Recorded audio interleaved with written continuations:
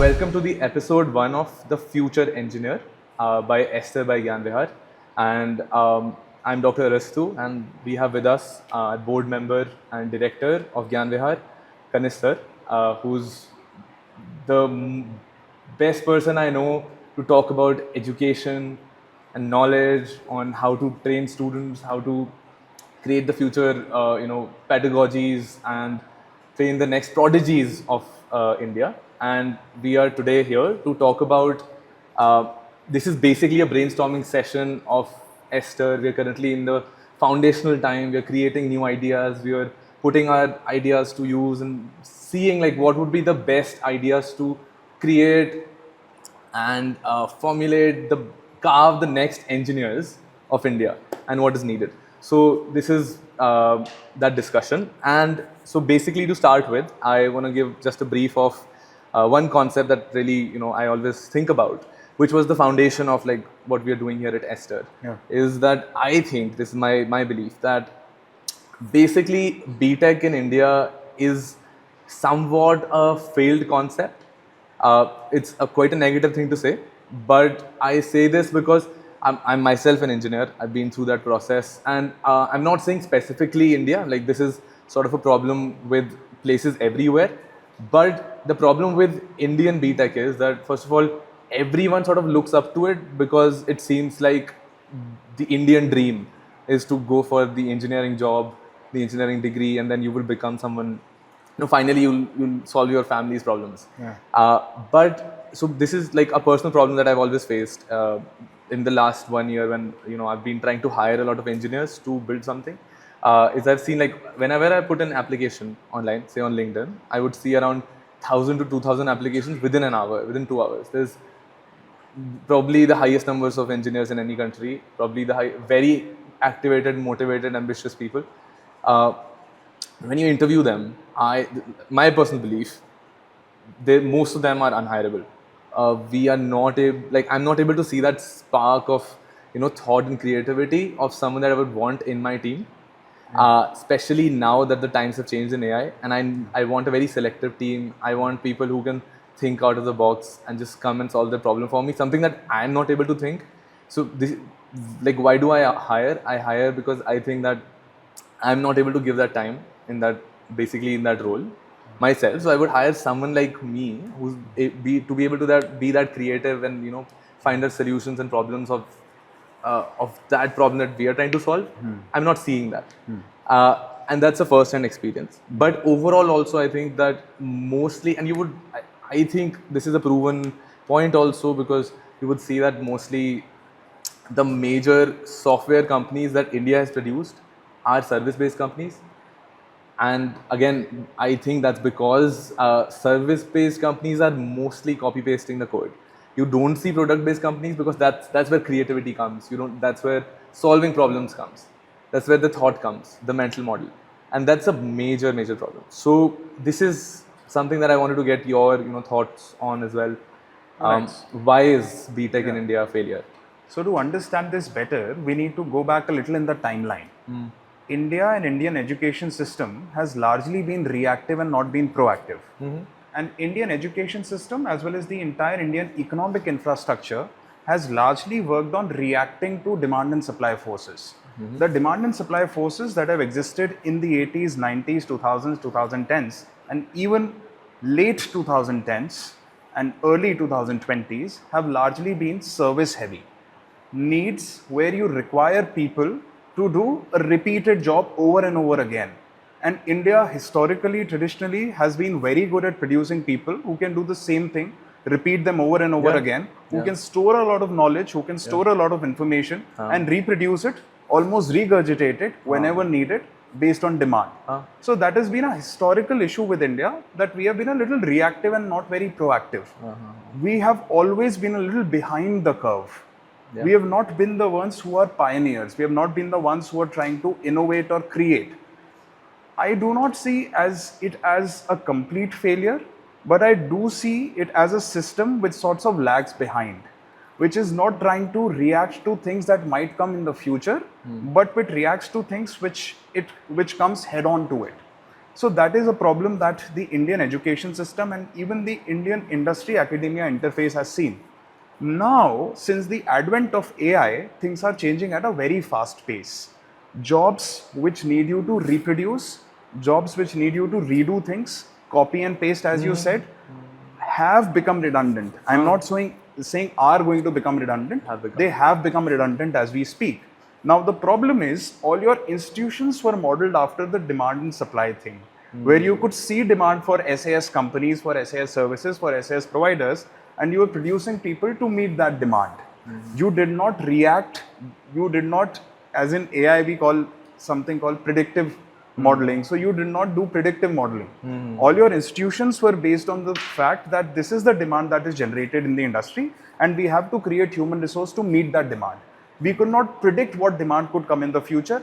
Also, GPUs completely changed the game. And this, I would say, the COVID period from 19 to 22, things changed at a very fast and advanced pace.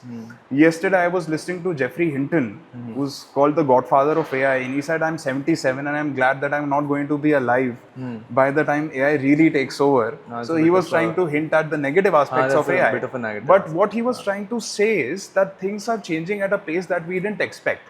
So the world didn't expect that pace. So you can't expect India to expect that kind of pace with which things have changed.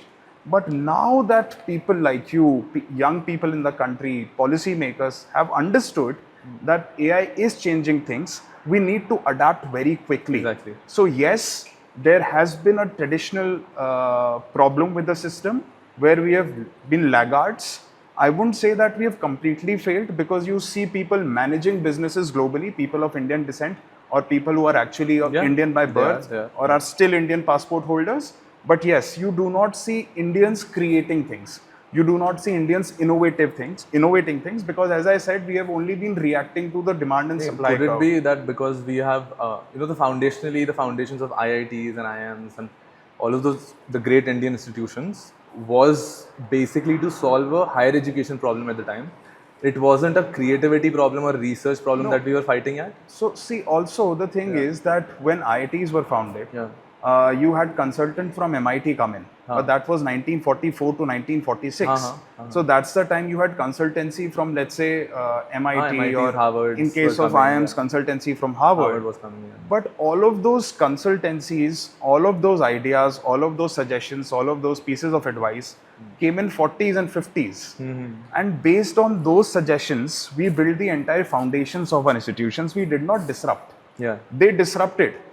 They disrupted in 70s, they did in 80s, they did in 90s. In fact, you had an entire ecosystem or an entire network of people who said that it's not even important to go through the higher education system. You could just drop out and learn the skills. But here we were not able to create that kind of disruption in our economic institutions. Now is the time to disrupt. Now is the time to think ahead of the curve and prepare engineers for the next 10, 20 years. Again, what I'm saying is not producing engineers for today. Now we need to produce engineers for the next 10, 20 years. Yesterday, again, there was a study which said that robots are currently, they are prototype robots which are able to do simple surgeries better than human surgeons. In the next 5 years, they are going to be able to do complex surgeries better than human surgeons. And in the next 20 years, they might be able to replace human surgeons completely. Of course they would. Now the thing is that anyone who's doing their MBBS, anyone who's doing their MS, anyone who's doing their MD, MCH, needs to understand that unless they are able to control the systems that are going to be there in the next 5-10 years, even they are going to be redundant. So you need a man behind the machine. And as you said, to be the man behind the machine, you have to be the jack of all trades. You need to understand that things which can be repeated, things which can be redone, which can be copied and pasted, will be done by machines at a much in a much efficient manner. So you need to be able to create and innovate. You need to be equipped with a lot of different skill sets. Definitely. So Aestr, I would say, is exactly what Aestr is trying to do. We want to become, or we are the new age, the next gen institution that India needs. And we hope that we start something that all the other institutions take inspiration from as well. Basically, the primary aim is to think of the next 10 years, think of the next 20 years, uh, by combining the knowledge of the current best AI engineers, the current AI engineers of the field, the industries, and the academia, and have that exposure and give that to the students to be able to fight with the Silicon Valley, to be at the top of the game. So that's what the aim is, but we'll talk about it as we go further on. it, let's delve into the second problem that you noted down, basically, which is the AI problem. I would say it as a problem because this is a job scenario that everyone's confused about. And at some point, it is true also that I see that like a lot of when today I started the software development process. I expect that the engineers finish that process within a week or two, and like unlike before where we thought it will take like 3 months or 4 months, because we see that a lot of repetitive process can be removed. Things will be much faster. There's a few facts like Y Combinator recently said that 80% of the code written in the new companies that they have is done by AI completely.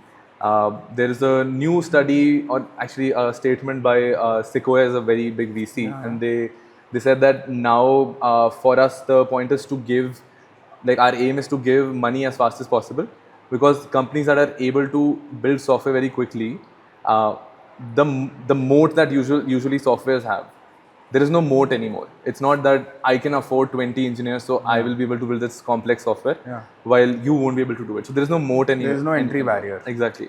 So what is the difference is the company that's able to get the most number of users, customers, or be able to solve the most number of problems in the best way. So they're able to do that now because AI has come in such a gigantic impact on the whole software engineering field. And this is probably the first field to have this type of an impact because of AI. Again, there was a concept, there was a sort of line which was funny. It's like the nerds were the kings previously, and they created this AI that sort of attacked their own field. Yeah. So the big problem that I see India facing here, a lot of our job and academic placement ecosystem is based around service industry. Yeah. And which is basically, as we just discussed, somewhat a copy-paste industry. Correct. So it's like that's making it a less, like saying it in a less way, but like if you look at it in a more complex way, for example, someone builds Salesforce, and there's a huge industry in India around Salesforce software, so where people just learn to do Salesforce and they spend their whole 10-20 years of peak software engineering career on it, and they're learning that specific software and solving problems based on it. Now, any person, any startup can easily build a Salesforce wrapper which is able to solve all the problems of Salesforce because it's well documented, it's well coded. You can easily, and AI can look at it and solve all the issues that a Salesforce code base will face. So that job is suddenly just gone, and it will be gone in 4 or 5 years. There will be lazy companies that will take time to adapt. It'll basically just be laziness that will slow down the process of removing that creativity. A slow burn or exactly, a slow death. Exactly, but it is going towards it. Yeah. So TCS, Infosys, all the big giants of the country are in danger, so as all the people who are about to be hired. So how do now we as Aestr, we are looking at this, and because we are claiming that we'll be the next generation of institution, and we will be creating the next generation of engineers who will be going out as AI is coming in. Yeah. So we have to tackle that problem. What is your view on that? All right. So first things first, the reason that Indian institutions are not able to create engineers who are equipped to handle the changing marketplaces is because the teachers who are teaching in Indian institutions are the ones who have again been traditionally very good at information transaction. Good point. Transacting information with empty shells or empty tablets. Let's assume that all students are empty shells and empty tablets, and teachers are bankers. Yeah. So in a very typical transaction, they can give out cash and they can fill these empty tablets or empty accounts or empty shells. But this transaction doesn't necessarily initiate or inculcate any kind of an innovation or innovative feeling in the student, because that is not what the institutions were meant out to do in the first place. Yeah. they were just meant out to meet the market need. And the market need was to create an engineer who could repeat a certain process. Yeah. So the teacher himself become repetitive. Yeah. You see how the market forces impact teachers in a reverse order. Teacher himself became repetitive or herself became repetitive. Did. But now retraining the entire teaching ecosystem is not a plausible option. That will again take years to come, and by then we lose the race. We do. So the option is then to have engineers who are already solving problems in the outside worlds come in and teach in the classroom. Because there has to be some kind of a combination of your traditional teacher and an engineer who can solve problems outside. If you are able to create a golden combination of both and give the student an immersive experience, where what you call basics are also covered by your traditional teachers, but ultimately you are also telling your engineer to become a problem solver. You need a problem solver. You don't need people who can just put in code.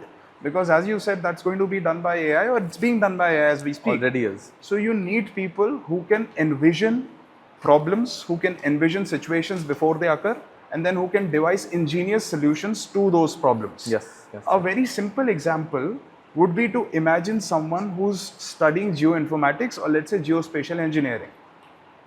Now, someone who's doing that is currently studying based on simulations, based on case studies, based on data which institutions can purchase from satellites which can make their data public. Yeah.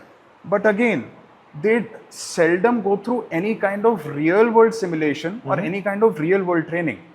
An engineer who basically does his civil engineering, if takes up geospatial studies or geoinformatics as a minor, and that geospatial or geoinformatics study is augmented by the use of AI, where a student can now understand how to contour in a real life situation.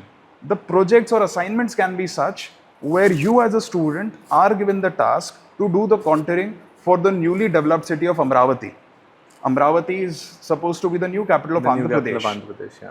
We have the tools now to make sure that 10, 15, 20, 25 years of urban planning can be modeled through AI. Definitely. That's how students can also be assessed and evaluated. What kind of prompts they are giving to the AI to achieve this kind of a simulated structure. And that, if combined with the basics of civil engineering, will then give you an engineer who would have solutions to a problem that Indian cities are going to have in the next 10, 15 years. So now you are creating an engineer who's ready to face the future. But that cannot be done by your traditional teacher alone. For that, you need people from outside 100%. to come in the classroom and create an immersive kind of a solution where a student sees himself in the shoes of, let's say, a promoter, of, let's say, a developer, of, let's say, an engineer, of, let's say, an industry pioneer, and is then able to navigate his or her way through. So I believe that's what Aestr is trying to do. And I believe that's the way forward.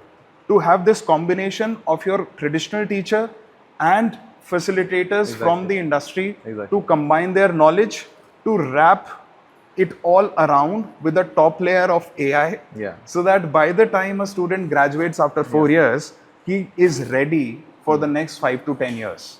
That's why we say Aestr is not an AI college or an AI institute, but it's called Aestr by AI engineers.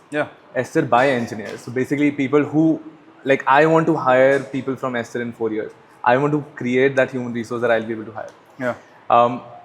A very good point on the engineering side. Another hypothesis that I have is that in the next 3-4 years, this is something that I said on the channel previously as well, that what you'll see is, or how do you want to, if you want to become 10 times more placeable in the next 4 years, my hypothesis is, if you become a computer science engineer who will be hired by a fintech company, a bioinformatic company, a geoinformatic company, you become someone who has that knowledge of computer science, so that you can play with AI, you can play with robotics, you can play with the engineering fields, but you are a multi-pronged engineer, and you fit into that system seamlessly like anyone else. So a company, when looking at a CV, and you give that, okay, I can make this Next.js app, and I can do Java, and I can do this, compared to someone who can say, hey, I've got the engineering covered,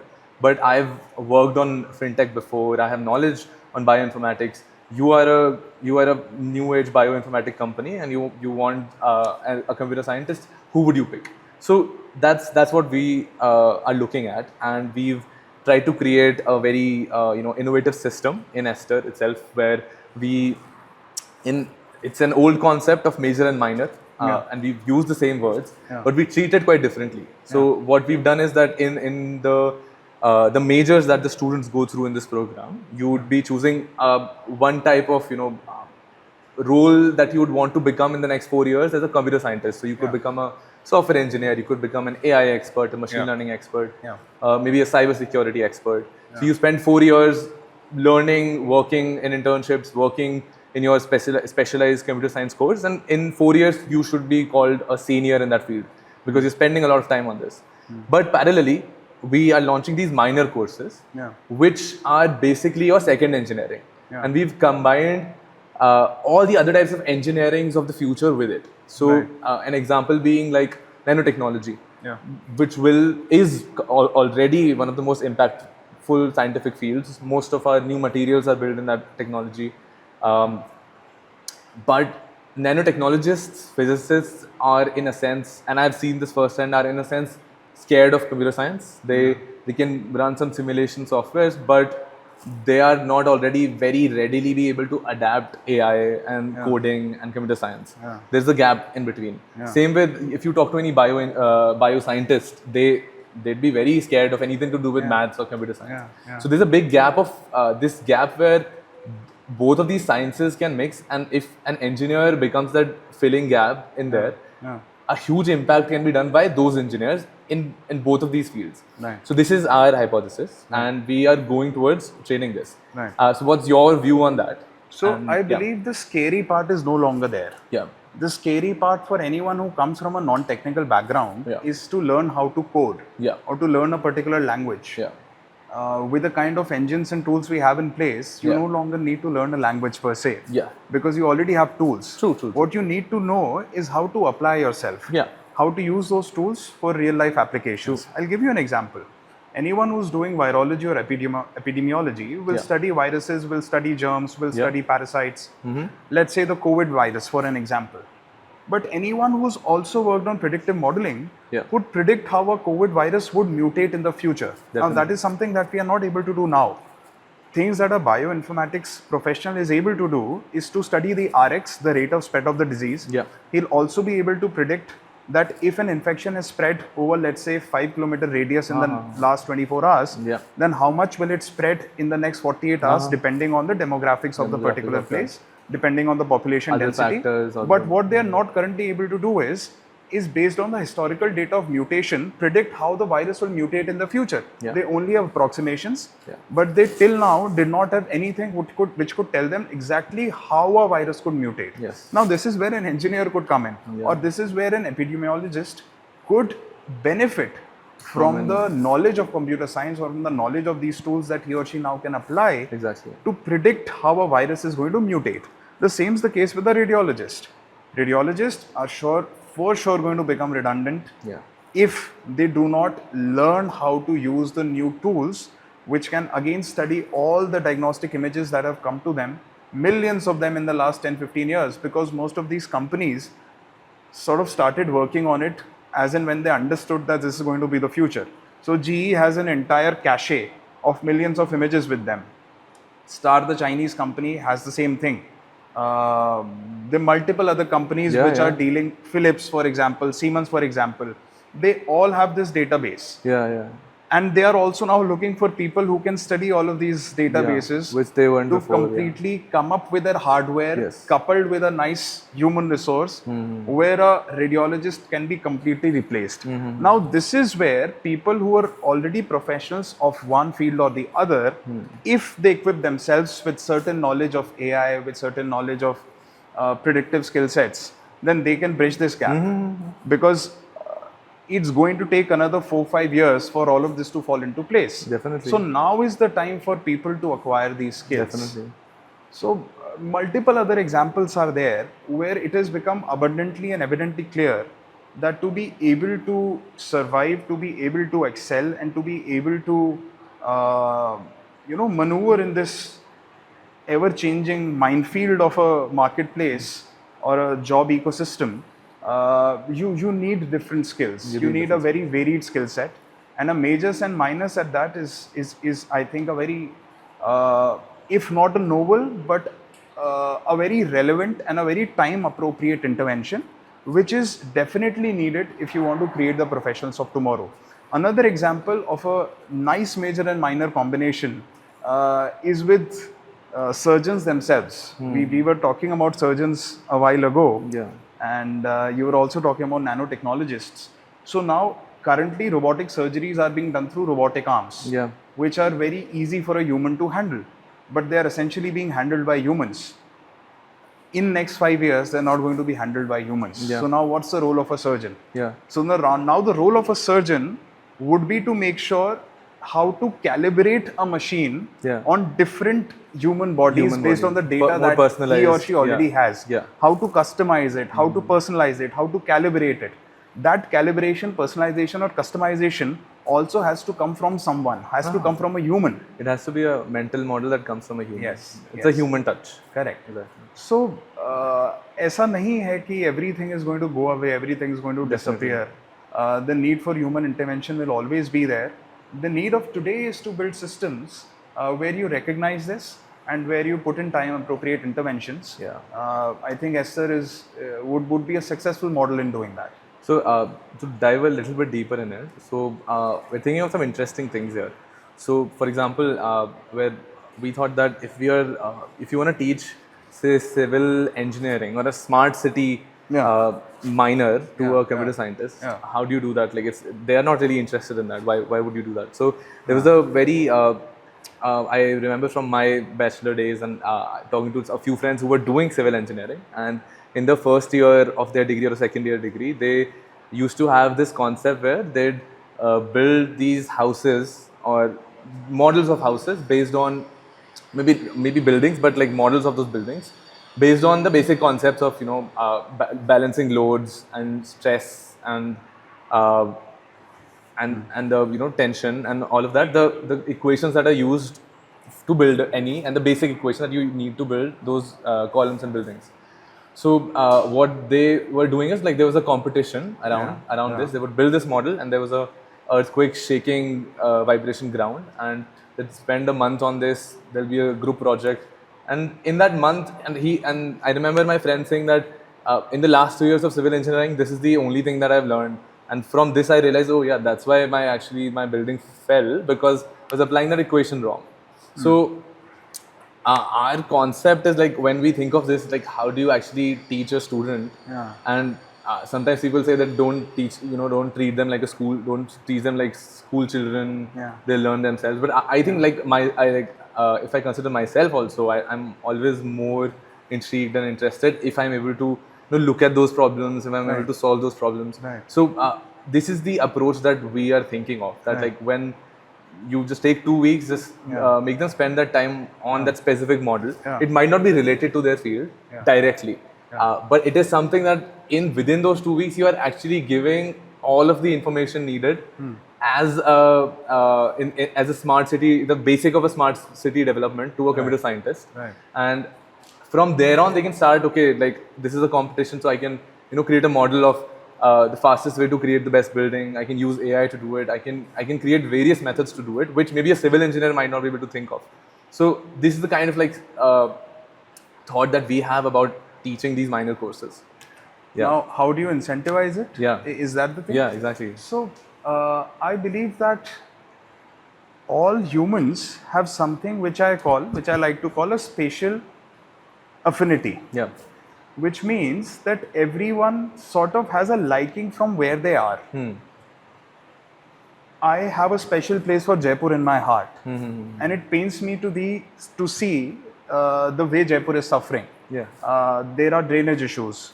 The city clocks every time there is a decent amount of rainfall. The city is always in a jam. So the approach here would, of course, be focused or centered around problem solving, but if we could make our problem solving global, if we could apply global technological or knowledge based systems and combine it with local issues or local problems to solve, then I think you are providing them with a solution to a very local problem which they can connect to. Like as someone who lives in Jaipur, I would want to be involved in a project, I would want to be involved in a game, I would want to be involved in a competition where I'm trying to find a solution to a problem that affects me. So like the entire idea of Aestr, as I can understand, comes from the fact that you were trying to build something and you were not able to find people who were suitable to build it with you. It's the same with every learner. When a learner wants to learn, when a learner really wants to apply himself or herself, they want to apply themselves to a problem that they are facing. We are essentially curious beings. But if that curiosity is combined with something that we like or love, then I think we have a perfect solution at our hands. So for someone who's being taught smart cities, if we are able to touch those nerves which brings their attention or their focus back to a local problem, then I believe we are incentivizing that kind of a learning system or a learning structure. So I believe that could be one of the things that can be done. No, that's a very good point. And I'll pick that point from what you said. You said that you want to look for people who are like you, who want to solve that problem with you, which takes basically back to the point where we're talking about exposure. So the actual, again, according to me, an actual impact that an education system has to give onto a student is expose them to almost all types of problems, all types of problem solving skills that they can gather within that time of academic life, so that when they're prepared, to go into the real world and solve those problems in real life. So to be able to give that exposure, so like for example, again, if we think about this, how is a person who's living in Silicon Valley able to make more impact? The same people who are trained in India in our institutions, when they go to Silicon Valley or New York, they're able to create these companies or be CEOs of these companies, or now actually most of the founders in Y Combinator are also Indians. They're able to make that impact there. And again, my hypothesis would be that it's probably because of the exposure. It's probably because of the people that you're surrounded with in those areas, and all of those people are looking to solve those problems. They're very eager about it. They're people to support capital for them. They're people to support other solutions to them. They have friends who are solving something else, so they can combine their solving problem solutions. So and that's exactly what we want to do at Aestr here, which is expose all the students to these problem solving skills, expose them to each other, put them together in groups, put them together in projects, solving their minors, their majors. Everything has to be about collaboration and problem solving of the real world, and to do that at the scale of what Silicon Valley does, the scale of what China is doing.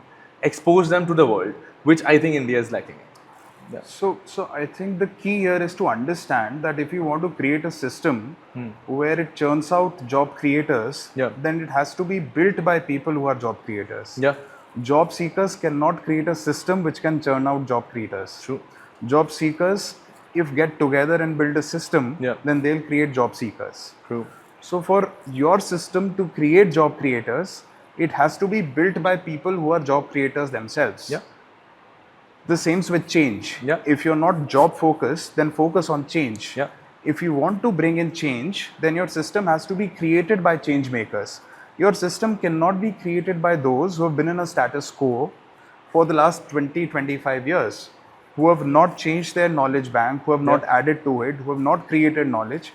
Your entire system has to be built by people who are adding to the cumulative or communal knowledge pool, who are creating something, who are bringing some kind of a change. So I think that's a very good idea, to have your entire system built, supported, augmented and implemented by people who are already making a change somewhere else.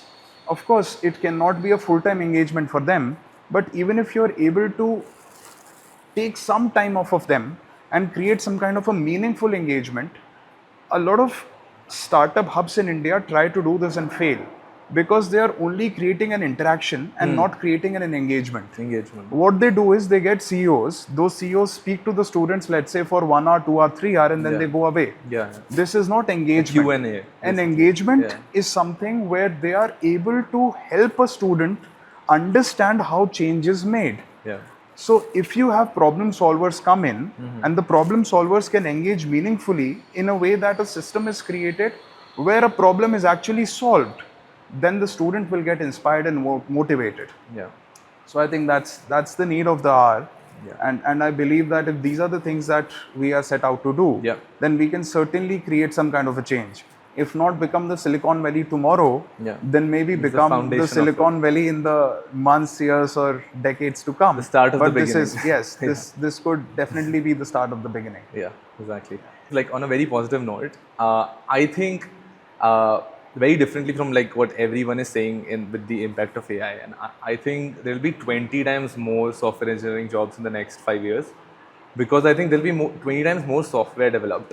Yeah. The only difference would be that I as a a founder, I would want a team of only 5 to 10 people who are very good at playing with AI, finding solutions, and I want to get the best creative people with me, working with me, and we'll build something together. And there'll probably be like every problem would be dealt with software. Software is like a robot. So there'll be a robot to pick everything up. There'll be a software to make everything end to end, everywhere, and because it's become so easy to build software now. So it is about the next future engineer is about being creative, is about being the multi-pronged engineer who's able to look like a CEO. Everyone has to be a CEO, a CTO, who's looking at problems from all angles and trying to solve and be creative in solving those problems. So you have to become that engineer, and that is the future engineer, according to me. No, Yeah. absolutely rightly said.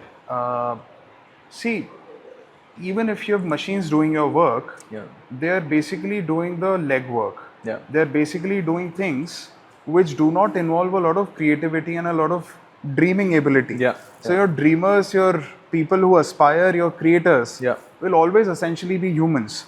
So anyone who knows how to use those tools or applications, but also have the creative bent of mind, also knows how to dream, what to dream, and also has huge aspirations and ambitions, I think is going to be there. Yeah. And going to succeed in the long run. Exactly. Thanks so much. Thank you. So this was the first episode of The Future Engineer by Aestr, and hope to have a lot of these discussions with you, so we can try to do a little bit in transforming the future of India and the future of engineers. For sure. Thank you for having me. Thanks.